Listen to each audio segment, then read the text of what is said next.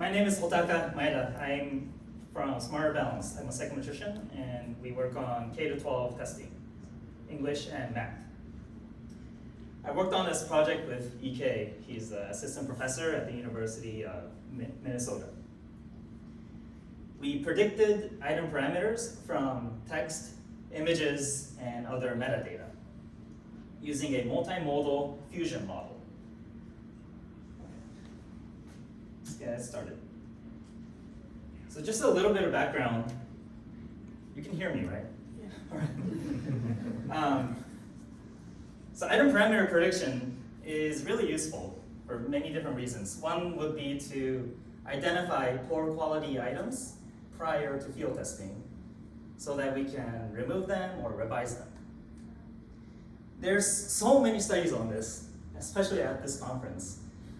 But in my opinion, the scope has been relatively narrow. Like, most papers just focus on item difficulty, but there's other parameters, right?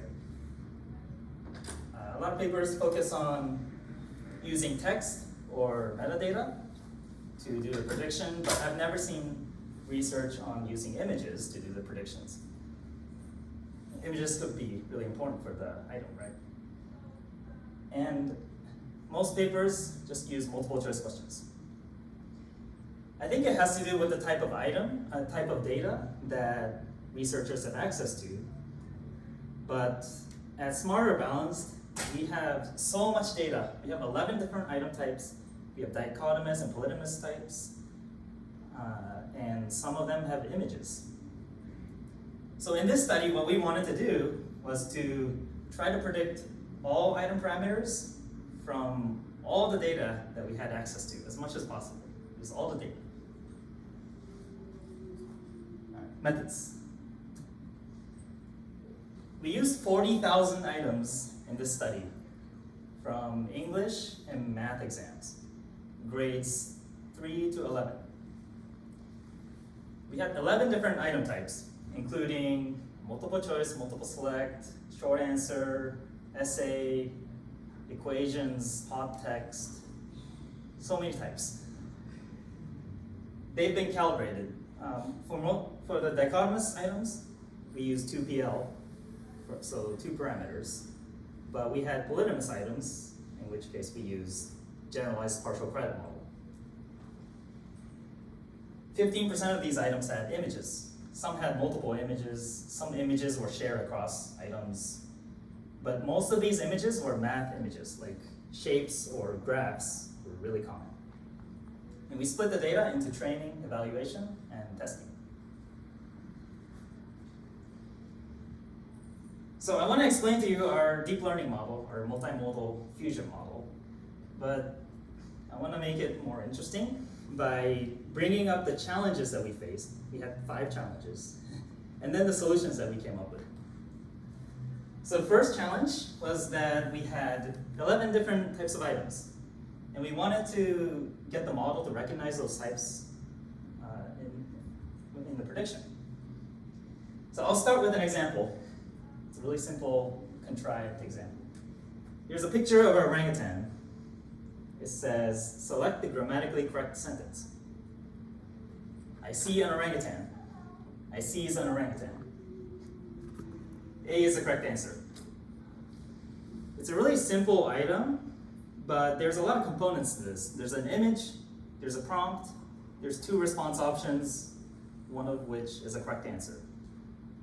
And we want to be able to capture all that information in the model. And our approach to this was to separate the components into these separate pieces, handle them separately in the model, and also label them using dummy coding. So the image is a component, the prompt is a component, the response options are components, and they're labeled whether they're correct or incorrect. And all the text combined is another component. From each of these components, we predict all item parameters. So depending on the item, you might have more response options or no response options. Multiple select items might have multiple correct answers. And a lot of items are not going to have images, and some have multiple images. And this data structure can handle all those types. But the problem with having multiple components is that we don't want to end up with multiple predictions per item. We want just one set of item parameters predicted. Easy solution to that would be to just average the predictions across all the components. But potentially a better solution is called attention pooling. Attention pooling is a weighted averaging technique where the weights are determined by the model. And it depends on the component importance to the prediction.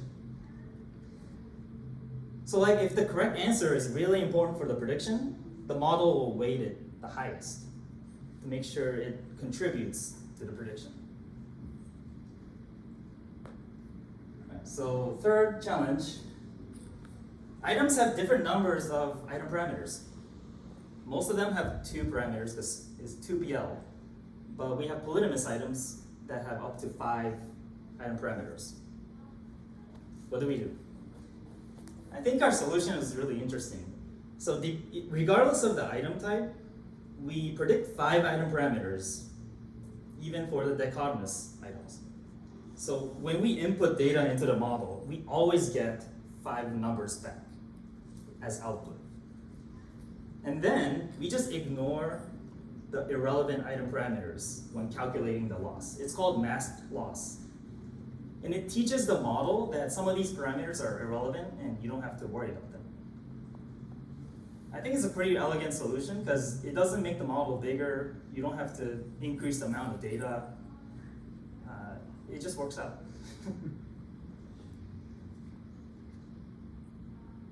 All right, fourth challenge we faced. What about the multiple modalities? We have text and images. Well, for text, we use dBERTA. dBERTA is an encoder transformer language model. For images, we use Dino. Dino is an encoder transformer vision model. So dBERTA can read and Dino can see. So we have these multiple different pre-trained specialized models depending on the modality. So let's say we wanted to add an audio component to this prediction. We could. We just have to find an audio specialized model, let it process the audio, and combine it with the rest of the model. All right, last challenge that we faced is we made the model too complex and too big because we combined Dino and dBERTA. And it's really hard to train with a small GPU that we had. So what do?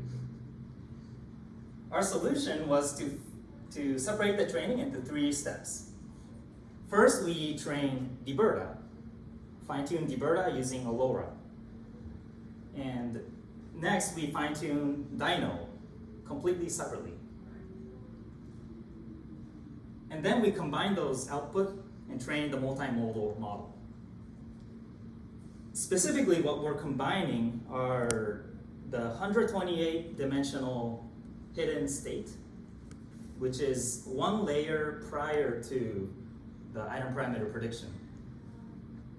If you don't know too much about deep learning, you can think of it as a way to reduce the dimensions of the output. Because usually, dBERTA and Dino is going to give you 1,024 numbers in the output in the last layer.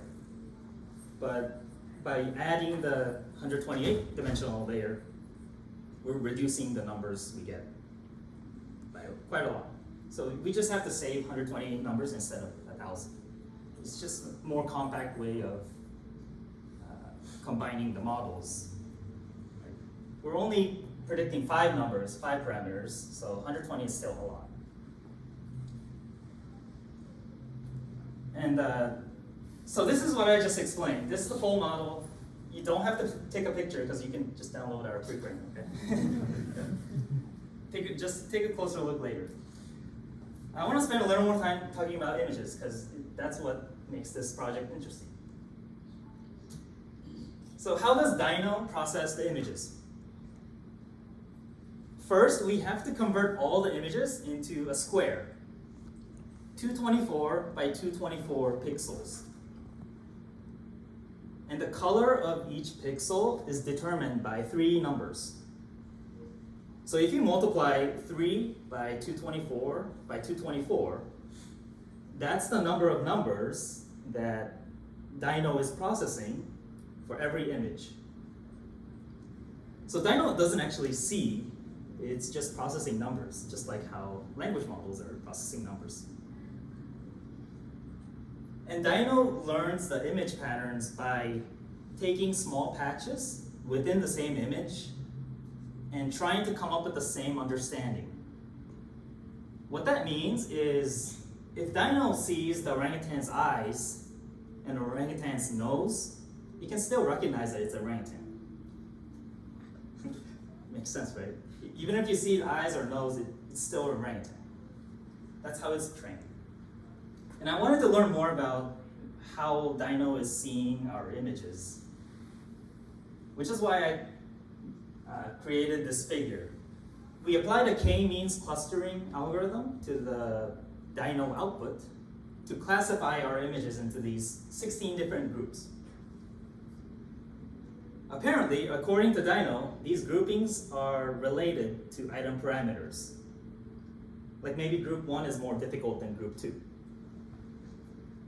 But if you kind of look at it visually, you can start to tell what Dino is seeing. Like some of these groups are clearly graphs, shapes, 3D shapes, tables, colored images. There's a pattern that you can recognize. And I wanted to next look at the relationship between these images and item parameters, which is why I built this figure. So I predicted the item intercept parameter from just images. I didn't use text or any other metadata, just images in Dino.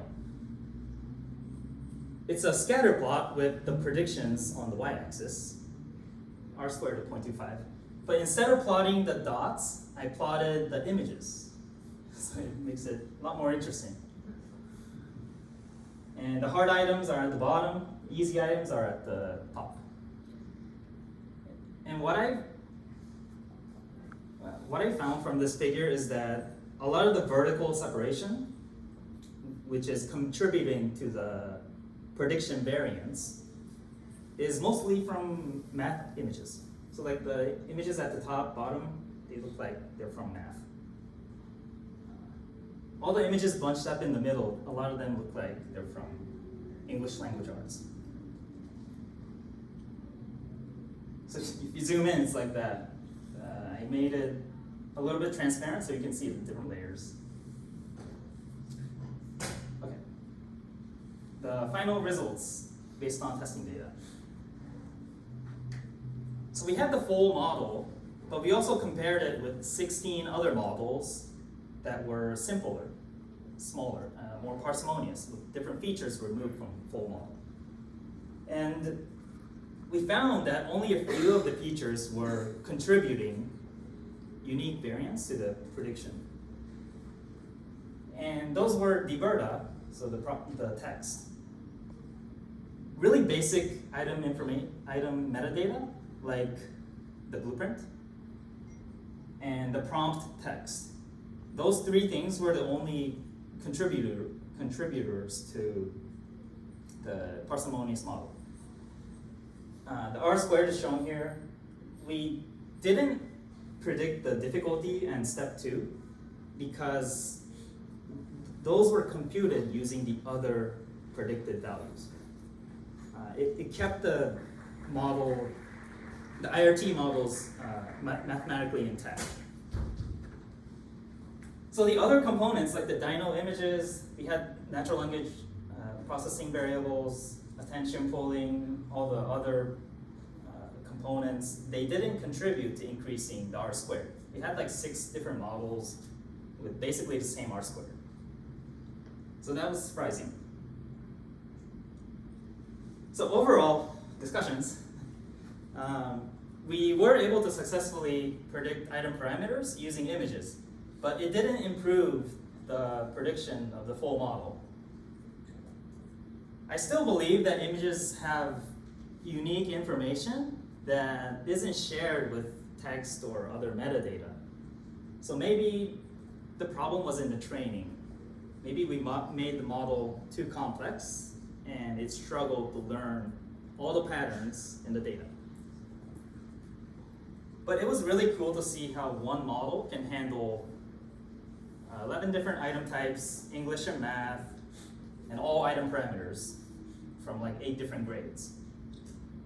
We could have had separate models for each of those categories, but that would have been like 100 different models. Really inconvenient. And just anecdotally, I did try to build multiple models, but it didn't seem to improve the prediction too much. Sometimes it got worse because you're basically splitting up the data, and so you're losing data, right? Less data per model. So the whole idea of using specialized models depending on modality, and combining the different models together, and also the idea of partitioning each item into different components and handling the components separately. I think those ideas are really useful. So if you found this model interesting, you keep in mind that you can use it for other prediction. You don't have to use it for item parameter prediction. You can predict differential item functioning or response time, anything else. So, oops.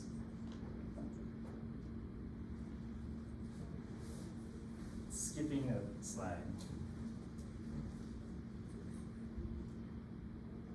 Thank you for your time.